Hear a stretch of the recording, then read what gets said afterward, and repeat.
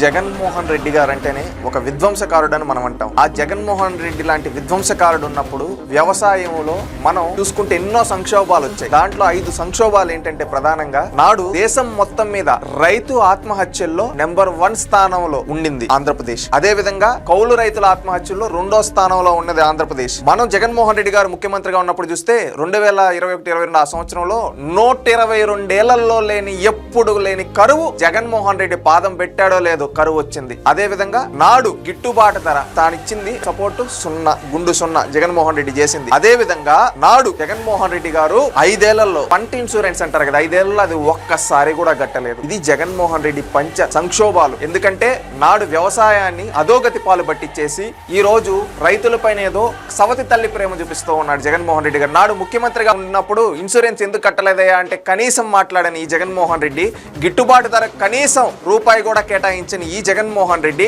నాడు రైతు ఆత్మహత్యలు జరుగుతుంటే ఇది కామనే కదా అన్న విధంగా అన్న జగన్మోహన్ రెడ్డి నేడు ఉంగేడుపులు ఏడుస్తూ కావాలని ఈ రోజు రైతులకి కూటమి ప్రభుత్వం వచ్చిన తర్వాత గిట్టుబాటు ధర కల్పించింది. ఇక్కడన్న పంట ఉత్పత్తి పెరిగిపోయి మార్కెట్ లో ధర లేకపోయినా ఆ మార్కెట్ ధరను ప్రభుత్వమే భరించి రైతులకి న్యాయం చేసింది. ఈ విధంగా రైతులకు అండగా నిలబడుతూ అదే విధంగా ఏదైతే చెప్పారో ఎన్నికల్లో హామీ అన్నదాత సుఖీభవ అది క్వార్టర్లీ వేస్తూ రైతులకు అన్ని విధాలా అండగా ఉంటే ఈ రోజు ఈ జగన్మోహన్ రెడ్డికి ఏంటంటే ఇప్పుడు ఏది చూసినా మనం లిక్కర్ కేసు చూసినా మళ్ళీ అదే విధంగా డ్రగ్స్ కేసులు ఈ విధంగా అన్ని తాడేపల్లి ప్యాలెస్ ని చుట్టుముడుతూ ఉంటే ఈ రోజు టాపిక్ డైవర్షన్ కోసం రైతుల పైన సవతి తల్లి ప్రేమ చూపిస్తూ ఉన్నాడు ఈ జగన్మోహన్ రెడ్డి. తానున్నప్పుడు ఆత్మహత్యల్లో నెంబర్ 1, నాడు కౌలు రైతుల ఆత్మహత్యల్లో నెంబర్ 2, అదే విధంగా 123 సంవత్సరాలు ఎప్పుడూ లేని కరువు జగన్మోహన్ రెడ్డి పాదం పెట్టిన తర్వాత 2021-22లో వచ్చింది. అదే విధంగా నాడు ఇన్సూరెన్స్ కి జగన్మోహన్ రెడ్డి కట్టింది 0. అదే విధంగా నాడు జగన్మోహన్ రెడ్డి ఉండేటప్పుడు గిట్టుబాటు ధర కనీసం ₹1 కూడా ఎక్కువ వేయాలి. మార్కెట్లో ఎంత ధర ఉంటే వాళ్ళు అమ్ముకోని, అంతేగాని ప్రభుత్వం తరపు నుంచి గిట్టుబాటు ధర కేటాయించింది గుండు 0. ఈ విధంగా